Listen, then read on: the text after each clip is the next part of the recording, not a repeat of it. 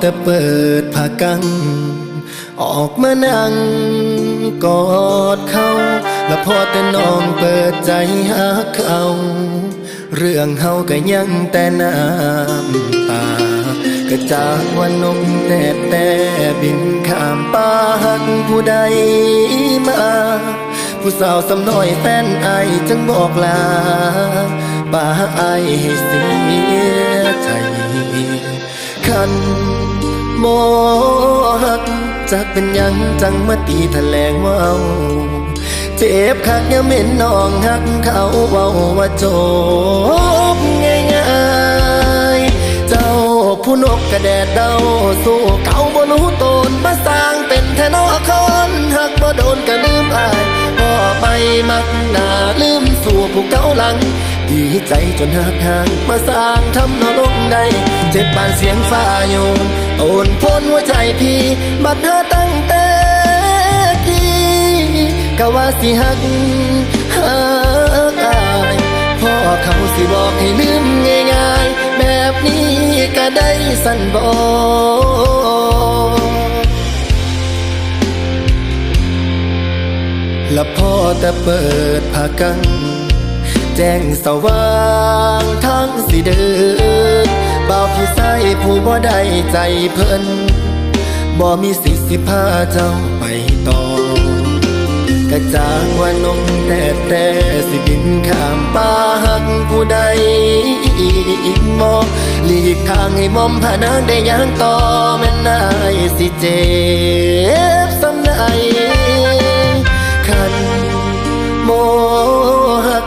จักเป็นยังจังมาตีแถลงว่าเจ็บคักยังเม็นน้องหักเขาเว้าว่าจบง่ายๆเจ้าผู้นกกระแดดเดาสู้เขาบ่รู้ตนมาสร้างเป็นแทนอคนหักบ่โดนก็ลืมอายพ่อไปมักหน้าลืมสู่ผู้เก่าหลังดีใจจนหักห่างมาสร้างทำนรกได้เจ็บปานเสียงฟ้าโยนโอนพ้นหัวใจพี่บัดเธอตั้งแต่กี้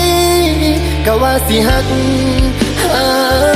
ายพ่อเขาสิบอกให้ลืมง่ายๆแบบนี้ก็ได้สั่นบอก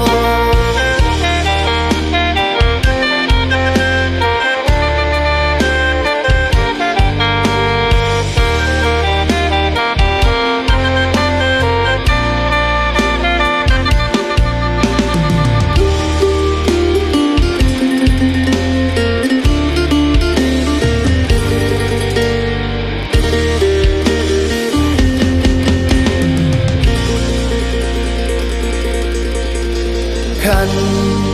บ่หักจักเป็นยังจังมาตีแถลงว่า